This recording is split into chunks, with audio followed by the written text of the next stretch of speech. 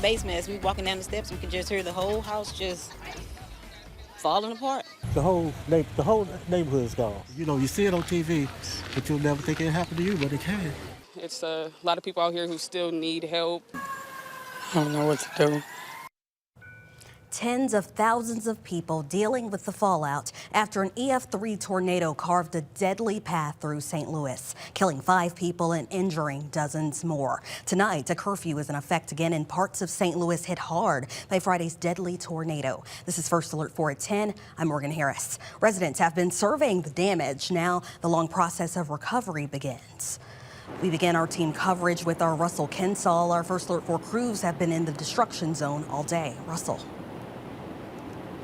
Right now, I'm at the command post at Kings Highway and Del Mar. Police tonight are working 12-hour shifts, and there are plans for one more search for victims looking in the most heavily damaged buildings. Today, while we were out, we saw people coming together, helping their neighbors, and we saw people in desperate situations who've lost everything. I ran and jumped in the bathtub. As Carmen Ozier Howard took shelter in her bathroom, her house on Labadee Avenue crumbled around her. It doesn't look like a house. Ozier Howard has lost almost everything. She slept in her car last night, and her situation is desperate. Do you have insurance? No. What are you going to do? I don't know what to do. I don't have anything, nothing. I don't have any kids. All I had was me and my dogs in this house. Missouri Task Force 1 has been called in to help search damaged, collapsed structures for victims. We caught up with them at Newstead and Margaretta. Power crews are also busy across the tornado zone, repairing damaged poles and restoring power. Luckily, it hasn't been hot.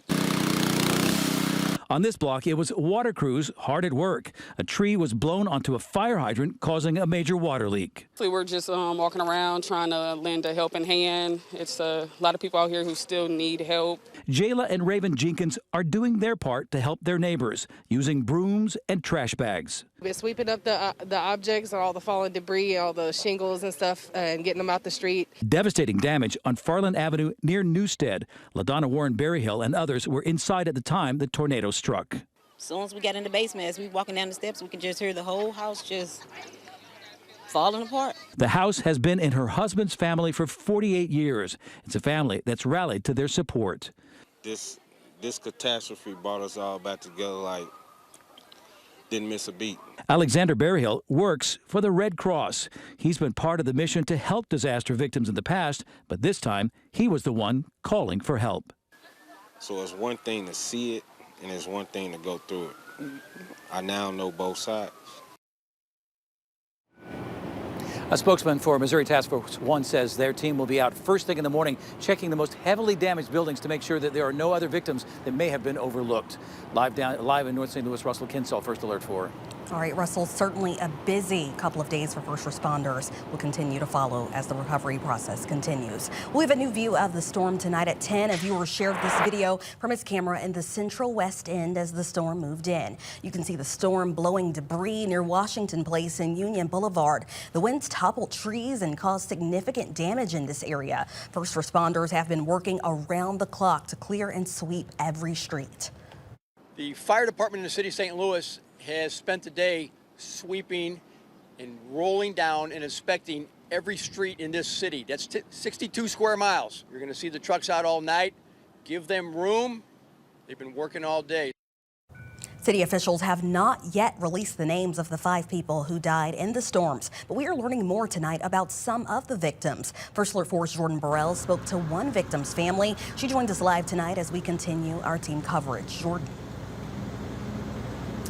Yeah, Morgan, I'm here on Kings Highway, and as you can see behind me, I'm at a plaza that has partially collapsed. We know multiple people were injured here yesterday, but we also know that 5 people died due to these storms yesterday.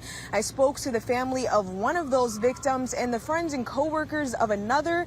They shared the stories, the things they loved most about these people, but all just devastated by the tragedies that unfolded yesterday.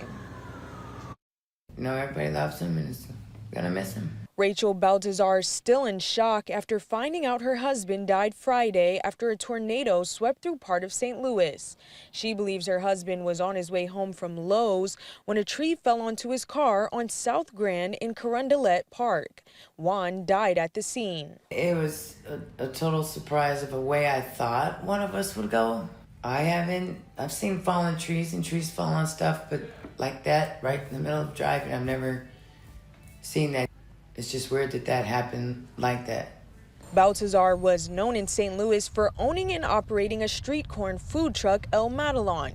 His wife says the business was his pride and joy. But what was most important to him, the 7 children he leaves behind. That are very attached to him. Yeah. His kids, all his kids really.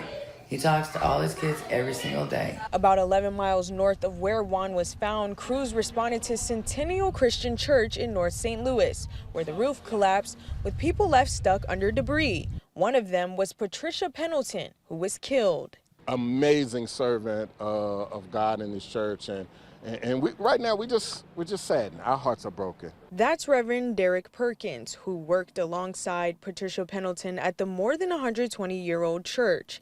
Pendleton described for her kindness, always willing to be a helping hand. She gave selflessly. It wasn't about, look at me, I'm doing this. It wasn't about, make sure you note that I'm doing this. Everything she did, you could tell, was from her heart. Alderwoman Shamim Clark Hubbard attended Centennial with Pendleton. She says Pendleton was one of the first people she met at service. Now, First Alert 4 telling the stories of just 2 of the 5 lives lost, leaving a hole in the hearts of many. A big loss, a true servant in the community was lost. I know what is going on, what happened, but yet it's still like I keep expecting to walk through the door or call to ask me something. We have the information for the Baltazar family's GoFundMe within the First Alert 4 news app. As for the Pendletons, we don't have any information on that yet, but we'll keep you updated as we learn more. For now, reporting live, Jordan Burrell, First Alert 4.